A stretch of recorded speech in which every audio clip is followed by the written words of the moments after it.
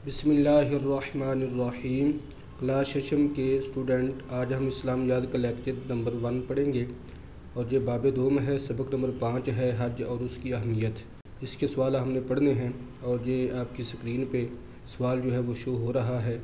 सवाल नंबर 1 देखें। हज़रत इब्राहीम अलैहिस्सलाम ने अल्लाह ताला से क्या दुआ मांगी? तो इसका जवाब है, हज़रत इब्राहीम अलैहिस्सलाम ने अल्लाह ताला से दुआ की कि उनका अमल कबूल किया जाए और उनकी औलाद से फरमाबरदार लोग पैदा हों।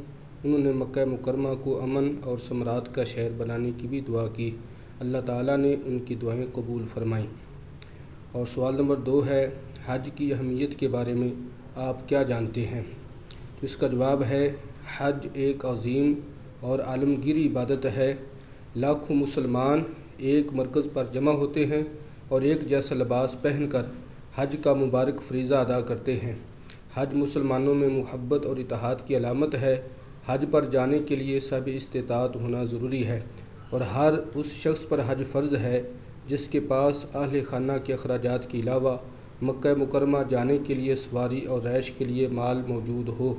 कुरान मजीद में इरशाद है, वलिल्लाहि अलन्नासि हिज्जुल बैति मन इस्तताअ इलैहि सबीला। तर्जुमा, और लोगों में से जो लोग बैतुल्लाह तक पहुँचने की इस्तिताअत रखते हों उनके लिए इस घर का हज फ़र्ज़ है।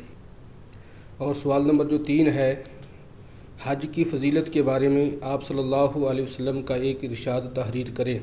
इसका जवाब है, आप सल्लल्लाहु अलैहि वसल्लम ने इरशाद फरमाया कि यके बाद दीगरे हज और उम्रा अदा करते रहा करो, क्योंकि ये दोनों चीज़ें तंग दस्ती और गुनाहों को इस तरह दूर कर देती हैं जैसे भट्टी सोने चांदी के मैल कुचैल को दूर कर देती हैं। तो बेटा, ये तीनों सवाल आपने याद करने हैं और इनको अपनी कॉपी पे लिखना भी है। अस्सलामु अलैकुम वरहमतुल्लाहि वबरकातुहू।